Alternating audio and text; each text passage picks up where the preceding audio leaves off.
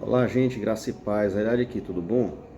O vídeo que eu vou trazer essa semana é um vídeo um pouco diferente do que eu costumo fazer. Normalmente eu analiso um texto bíblico ou então trago alguma percepção, algum insight relativo a como analisar as escrituras. Mas é um pouco triste que eu trago esse vídeo de hoje. Por quê? De uns 3 anos para cá, mais ou menos, especialmente no último ano e meio, diversas pessoas têm chegado para se aconselhar comigo e com Thalita, trazendo situações de negócios mal feitos e problemas que tiveram em relacionamentos profissionais e comerciais envolvendo irmãos da igreja. E aqui eu falo igreja, não estou falando da minha igreja local especificamente não, até porque não envolveu várias igrejas, pessoas de várias igrejas. Isso é muito triste. A coisa de 20 ou 30 anos, dificilmente você veria a quantidade de situações que está acontecendo hoje em dia envolvendo pessoas que se dizem evangélicas e na verdade agem como se fossem do mundo ou com um comportamento até pior nessa esfera profissional comercial. Hoje em dia você vai contratar alguém, se você sabe que a pessoa é evangélica, às vezes você tem medo de contratar porque são os piores funcionários, às vezes são aqueles mais chatos, que dão trabalho, que colocam na justiça sem necessidade. E não deveria ser assim, não deveria ser assim. Então, dos muitos conselhos que a gente dá, eu e Thalita, a respeito disso, quando alguém chega para procurar a gente, eu colecionei cinco conselhos aqui que eu considero para a minha vida, nos meus relacionamentos dentro da igreja, e de modo geral, né, mas eu estou falando aqui especificamente no contexto de relacionamentos profissionais e comerciais envolvendo irmãos, né, ou pessoas que se dizem cristãs evangélicas. E eu queria trazer para vocês hoje esses cinco conselhos. Normalmente os vídeos que eu trago são vídeos que não tem muito script. Eu estudo a palavra, tenho uma percepção, uma reflexão e aí eu trago. Esse, como é um tema mais sensível, eu resolvi fazer um esquemazinho, tá? Então me permitam olhar para baixo algumas vezes para lembrar exatamente o que eu escrevi. Mas desses conselhos, em primeiro lugar, o conselho que eu dou é: comunique a sua decisão de fazer esse negócio ao seu esposo ou à sua esposa. E meus irmãos, é impressionante como tem tantos casais que vivem esse duplo padrão, tem esse quarto secreto escondido do seu próprio cônjuge. Isso é um absurdo. Isso é um absurdo. O casamento tem que ser baseado no princípio de comunicação e transparência, né? E qualquer decisão que você for tomar no seu lar, envolvendo qualquer assunto, mas principalmente finanças, se não for uma questão tipo troco do pão, uma coisa banal realmente, do dia a dia corriqueira, meu irmão, comunique seu esposo ou sua esposa. Não tome essa decisão sozinho não, tá certo? Não tome essa decisão sozinho. Na verdade, muitos problemas seriam evitados se as pessoas tivessem isso em consideração, de se aconselhar, de comunicar. E não apenas isso, chegar a um comum acordo com o seu cônjuge. Se o cônjuge tiver 90%, não vá. Tem que estar comum acordo mesmo. E eu sei que é difícil, nem sempre é fácil. Tem muito cônjuge que é chato mesmo, bota boneco, bota banca, enfim, é meio pessimista. Mas, gente, eu vou colocar aqui, esses 5 conselhos, eu não tenho uma ordem de importância não. Todos eles eu acho importantes. Então comunique ao seu esposo, não faça um negócio às escondidas não, tá? Esse é o primeiro conselho. O segundo conselho: orar, entregar a Deus para receber dele a orientação. Isso parece meio óbvio e deveria ser assim, mas infelizmente quantos de nós nos metemos em fria porque a gente vai fazer um negócio que às vezes é um negócio muito sério, é um negócio importante, envolve valores significativos, envolve irmãos da igreja, e a última coisa que a gente faz é orar, às vezes nem ora. Não devia ser assim. E orar, às vezes jejuar também, tá certo? E esperar se preciso, não é orar agora. E assim, às vezes pode acontecer de ser um negócio ultra urgente, você precisa orar e agir, mas muitas vezes, a maioria das vezes eu diria, um negócio, você programa meses para desenvolver esse negócio, para entrar nesse negócio, para botar em prática esse negócio. Então é o tempo que você vai orando, para ver se Deus vai abrindo as portas, para ver se Deus vai fechar as portas, porque muitas vezes essas pessoas dizem: ah, não, Deus tem um sim, não espere. Não, Deus não tem sim, não espere, Deus tem sim e não. Se Deus mandou, entre aspas, esperar, é um não de Deus para aquele momento, para aquela circunstância e às vezes até para aquela pessoa, tá certo? Não determine de antemão o resultado daquilo que você pediu a Deus, tá certo? Antes de esperar a resposta de Deus. E eu vou deixar aqui alguns textos, tá certo? Com relação a esse primeiro tema do comunicar o esposo à esposa, tem alguns textos que eu deixo aqui, que é Gênesis 2, 24 e 25, que é a criação do homem e da mulher, quando Deus cria um para o outro.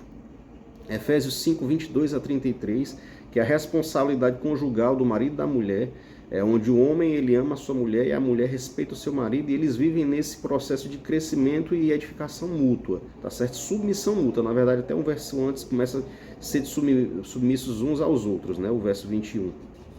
Nesse tópico 2 de orar e entregar a Deus, eu deixo outros textos, Lucas 22, 42, Esther 4, 16, esse aqui que é muito importante, Neemias 2, 4, Daniel 6, 10, 2 Samuel 12, 16, tá certo? Então, depois pause esse vídeo e anote essas referências, vou deixar colocado na descrição do vídeo as referências, tá? Então, em primeiro lugar, é a comunicação com o cônjuge. Em segundo lugar, a oração. Em terceiro lugar, é o que eu chamo de due diligence, que as pessoas em inglês, eles entendem isso como um processo de investigação e análise de uma empresa ou oportunidade de negócio. É a diligência prévia ou devida. Ou seja, é tomar as necessárias cautelas que o negócio requer. Como é que você vai fazer um negócio e não toma as cautelas necessárias, precauções necessárias? Que precauções seriam essas? Eu vou me estender um pouco nesse tópico, porque é um tópico mais prático.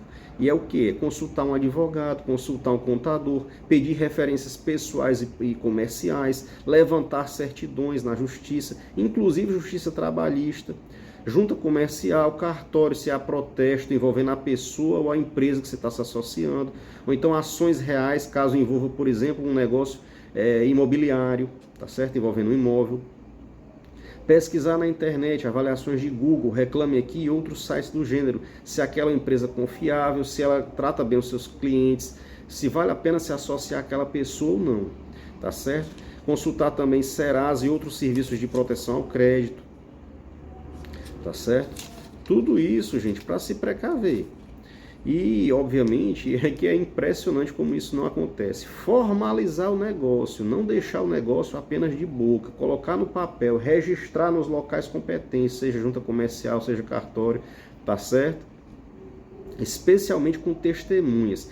Para quê? Para você estabelecer de maneira clara os limites e as responsabilidades de cada sócio naquele negócio, tá certo? E aqui vão alguns textos bíblicos, Mateus 10, 16, Efésios 5, 15, esse último aqui, Lucas 14, 28 a 32, Lucas 14, 28 a 32, diz respeito ao custo do discipulado, mas a gente pode aplicar esse texto também na nossa vida em geral, especialmente nos nossos negócios, de entender que todo negócio envolve custo, envolve risco, tá certo? Então esse foi o terceiro tópico, o terceiro conselho que eu daria para uma pessoa com relação aos seus relacionamentos profissionais e comerciais envolvendo cristãos, envolvendo evangélicos, tá certo? Em quarto lugar, procurar se aconselhar com homens ou mulheres de Deus. E aqui, gente, é impressionante. É experiência de vida e de comunhão com o Senhor, tá certo? De preferência alguém que tenha algum respaldo para opinar sobre aquele assunto. E eu falo isso por quê? Porque muitas vezes a gente procura se aconselhar, eu vou me aconselhar, eu estou precisando de uma mudança de vida na minha área profissional. Aí eu vou me aconselhar com alguém que não tem uma vida profissional adequada. Ou então eu estou precisando mudar de vida com relação à saúde, eu vou procurar me aconselhar com uma pessoa que é, com perdão, mas uma pessoa gorda, obesa, que fuma, que não faz atividade física, não faz sentido nenhum. Eu vou procurar um aconselhamento com quem? Com um homem de Deus, obviamente, com uma mulher de Deus, mas que seja um profissional da área da saúde, um nutricionista, uma pessoa que tenha a capacidade física adequada, ou então no caso de negócio, que é o que a gente está falando aqui, uma pessoa cuja vida apresente sinais externos, e obviamente a gente só pode ver o que é externo, né? Isso é uma limitação nossa, mas sinais externos de estabilidade, tá certo? Estabilidade, não é necessariamente riqueza, você não vai se aconselhar necessariamente com uma pessoa milionária, mas com uma pessoa que você saiba que é uma pessoa estável, tá certo? E aqui eu trago alguns textos também, Provérbios 11, 14, Provérbios 24, 6, tá certo? Depois examine esses textos na sua palavra, tá bom? Na palavra de Deus.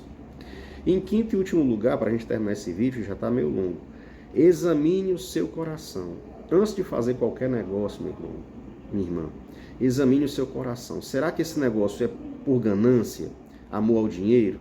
Será que parece fácil demais? E se parece fácil demais, a chance de você estar sendo direcionado a cair num golpe é muito grande, tá certo? Ou mesmo que não seja um golpe necessariamente, mas talvez haja alguma coisa escondida que a pessoa que quer se relacionar com você nessa esfera comercial ou profissional não está lhe revelando. Isso pode impactar, às vezes, a viabilidade do negócio, pode às vezes impactar a confiança que você tem no seu parceiro, no seu sócio, tá certo? Será que é mera vaidade do seu coração? Então, crescer e prosperar não são pecados, mas também não necessariamente significam a bênção do Senhor. Eu não vou entrar aqui no mérito da teologia da prosperidade, porque senão o vídeo já está longo e ficar maior ainda. Mas é importante a gente aprender a subir pequenos degraus de cada vez, no lugar de querer pular etapas, pular vários, como a gente faz assim, subindo numa escada, querer pular vários de uma vez, né? Vários degraus de uma vez. Então nós temos de ter prudência e não apressarmos o tempo das coisas, nem o tempo de Deus, tá certo? E aqui mais alguns textos. Provérbios 19, 21, Provérbios 16, 1 e 9, Jeremias 17, 9, Eclesiastes 3, 1 a 8, que são aqueles textos que falam que enganoso é o coração do homem. E é enganoso mesmo, às vezes a gente está motivado a fazer um negócio por engano do nosso coração, e a gente precisa de discernimento, tá certo? Eclesiastes 3, que é o texto que fala que há tempo para todas as coisas, tá certo? Inclusive o tempo de esperar, o tempo de avaliar. 1 Timóteo 6 e 10, o amor ao dinheiro, né? A raiz de todos os males. Tá certo, gente? Eu trouxe esse vídeo, é um vídeo, eu creio que é um vídeo mais prático nesse sentido, de conselhos, reflexões que eu tomo para a minha própria vida e que são os conselhos que eu costumo aplicar nos aconselhamentos que eu e Thalita damos para pessoas que nos procuram com relação a esse tema, esse assunto, tá certo? Então, a última palavra antes de encerrar esse vídeo é o seguinte: reflita nisso tudo.